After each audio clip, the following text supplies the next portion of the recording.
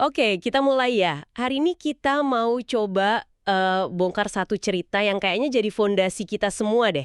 Kisah manusia pertama, Nabi Adam. Anda udah kasih kami sumber utamanya, Al-Quran. Dan misi kita sekarang adalah menelusuri narasinya dari awal sampai akhir. Dan coba cari tahu apa sih intinya buat kita hari ini? Betul.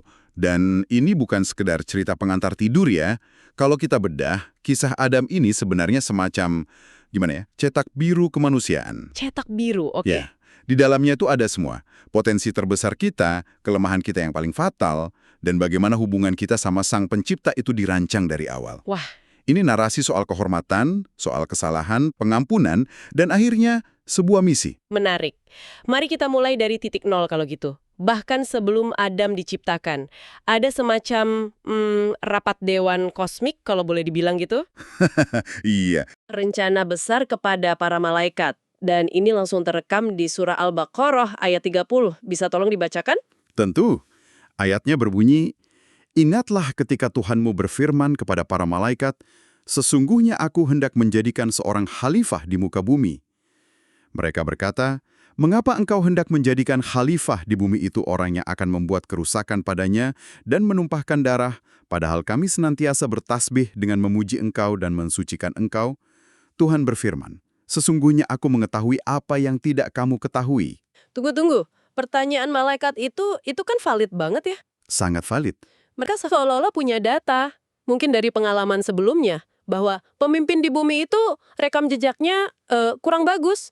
Suka bikin rusak dan menumpahkan darah. Betul. Tapi kenapa jawaban Tuhan bukan bantahan langsung, tapi justru, aku tahu apa yang tidak kamu ketahui? Nah, ini dia pertanyaan kuncinya. Para malaikat itu kan logis.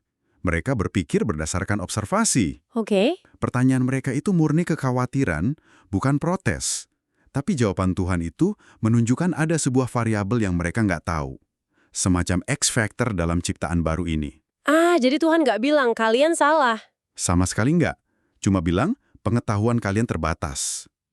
Di sini kita langsung lihat bahwa rencana ini punya dimensi yang bahkan malaikat pun belum bisa pahami saat itu. Dan kata kuncinya di situ adalah khalifah. Bukan cuma makhluk, tapi khalifah. Tepat, perwakilan, manajer, pengelola. Dari awal udah dikasih jabatan tinggi. Luar biasa. Ini poin yang sangat krusial. Sejak awal, manusia itu dirancang buat tanggung jawab besar. Dan uniknya, materi dasarnya sederhana banget. Tanah liat. Dari sesuatu yang begitu membumi ya. Ya, dari sesuatu yang kita injak-injak, diciptakan makhluk yang perannya begitu mulia, ada kontras yang indah di situ. Oke, jadi status khalifah sudah ditetapkan.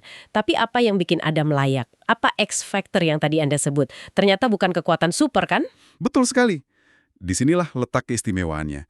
Tuhan nggak membiarkan Adam itu kosong.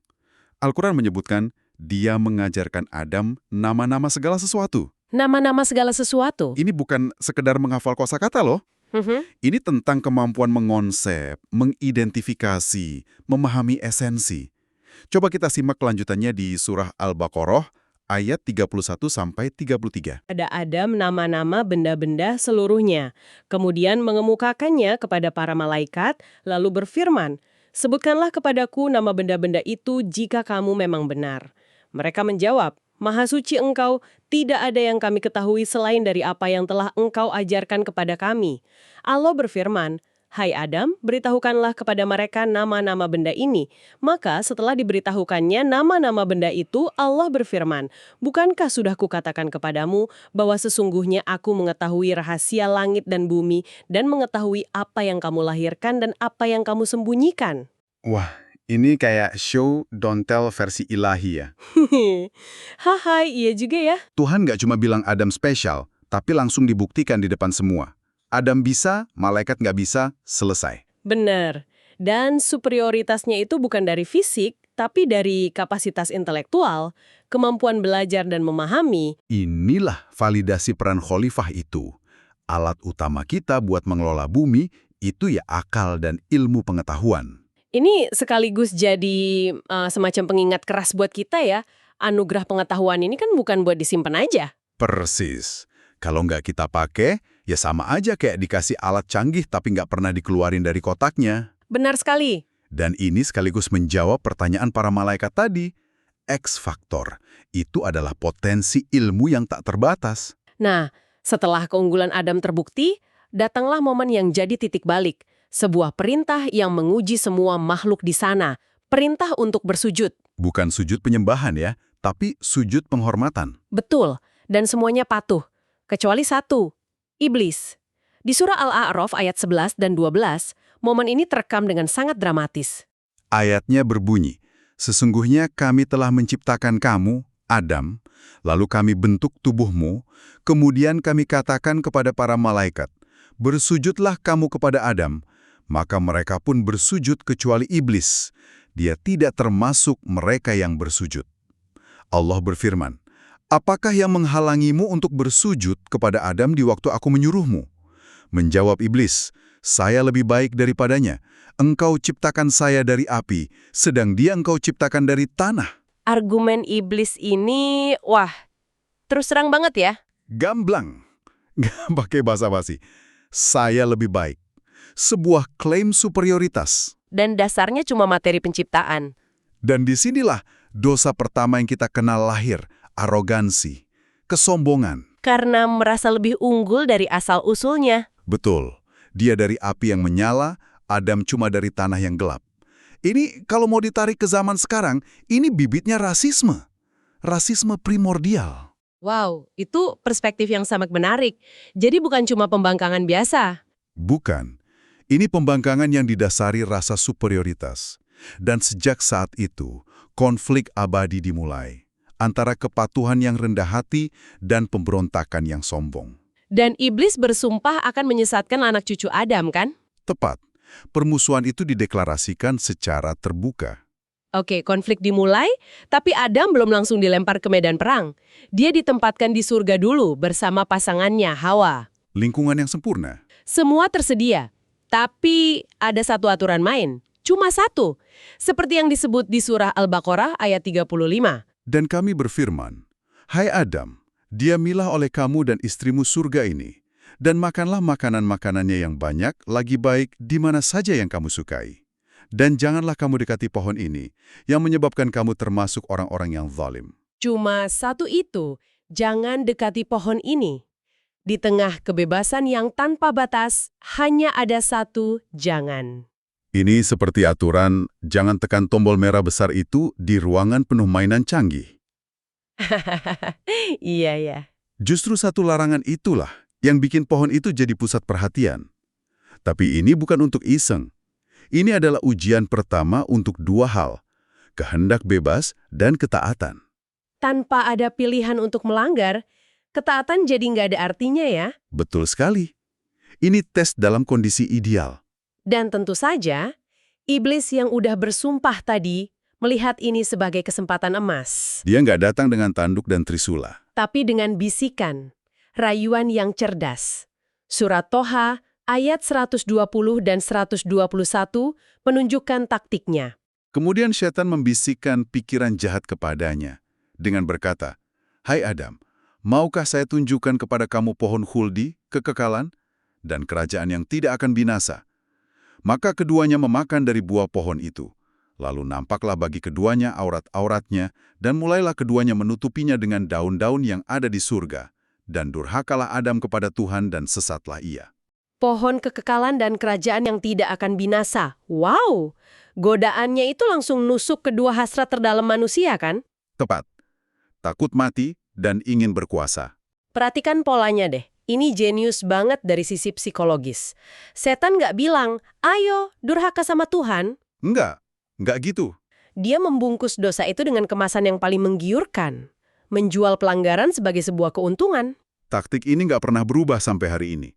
Godaan seringkali datang dalam bentuk janji-janji manis. Sangat. Simbol hilangnya kepolosan, Iya. hilangnya kesucian primordial. Betul. Tiba-tiba muncul rasa malu, rasa rentan, momen kejatuhan yang sangat manusiawi.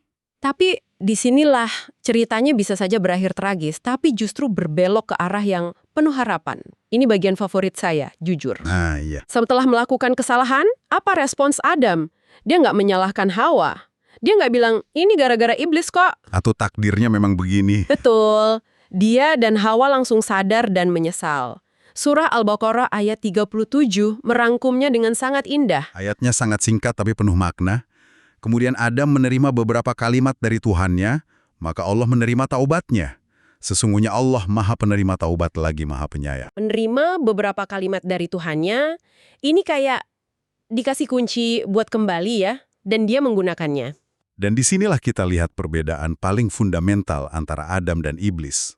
Keduanya sama-sama salah. Betul, dua-duanya melakukan kesalahan. Tapi lihat respons mereka.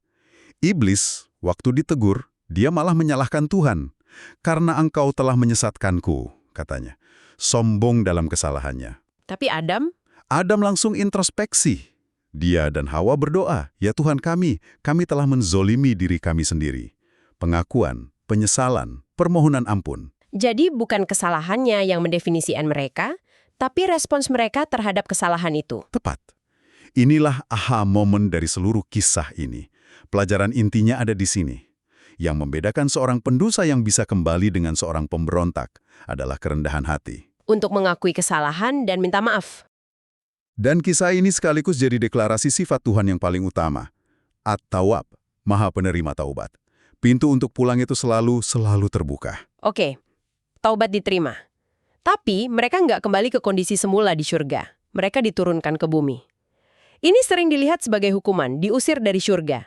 Tapi kalau kita baca ayatnya, Nuansanya beda banget. mari kita simak surah Al-Baqarah ayat 38. Kami berfirman, turunlah kamu semuanya dari surga itu.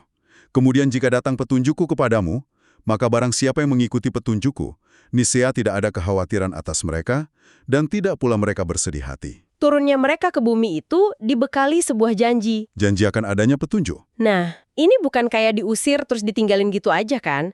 Tapi lebih kayak ditugaskan ke lokasi baru dengan bekal peta. Perspektif ini mengubah segalanya.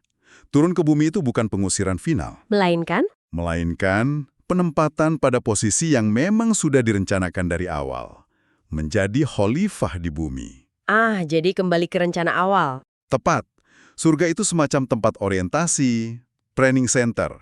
Di sana Adam belajar tentang ilmu, godaan, kesalahan, dan yang paling penting, cara bertaubat. Sekarang setelah lulus orientasi, Dia ditempatkan di arena yang sesungguhnya. Bumi adalah tempat tugasnya. jadi ini bukan akhir cerita, tapi justru awal dari misi yang sebenarnya. Tepat sekali. Kehidupan di dunia, dengan segala perjuangannya, adalah medan ujiannya. Dan Tuhan gak meninggalkan kita dengan tangan kosong.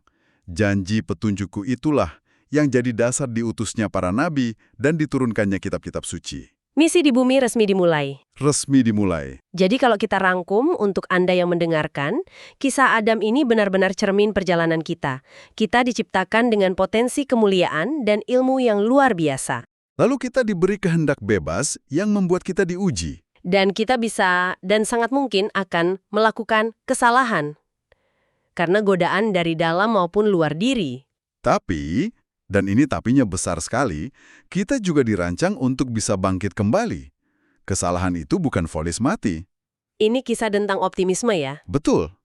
Kisah tentang optimisme spiritual. Kita boleh jatuh, tapi kita didesain untuk bisa berdiri lagi. Pada akhirnya, kisah ini mengajarkan bahwa identitas kita tidak ditentukan oleh kesalahan yang kita perbuat. Tapi oleh cara kita merespon kesalahan itu. Apakah kita memilih jalannya iblis dengan kesombongan, menyalahkan orang lain, menyalahkan keadaan? Atau kita memilih jalannya Adam dengan kerendahan hati, mengakui kesalahan, dan mencoba lagi? Sebuah pilihan yang kita hadapi setiap hari dalam keputusan-keputusan kecil maupun besar dalam hidup kita. Sebagai penutup, kami ingin meninggalkan Anda dengan satu pertanyaan untuk direnungkan. Jika cetak biru kita sebagai manusia itu ditandai oleh 3 hal. Potensi tak terbatas, sebuah kesalahan fatal, dan pengampunan ilahi yang maha luas, bagaimana seharusnya itu mengubah cara kita memandang kegagalan dan kesempatan kedua baik untuk diri kita sendiri maupun untuk orang lain dalam kehidupan kita sehari-hari.